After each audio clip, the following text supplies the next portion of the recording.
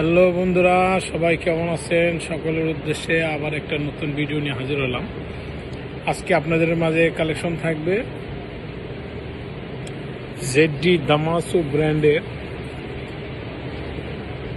এটা হচ্ছে মিরর।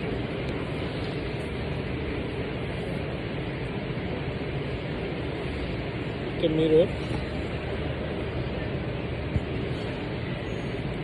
এটা কাস্টমারের জন্য জুয়েলারি ডায়মন্ডের শপে এটা মিররটা আসলে আমরা দিয়ে থাকি।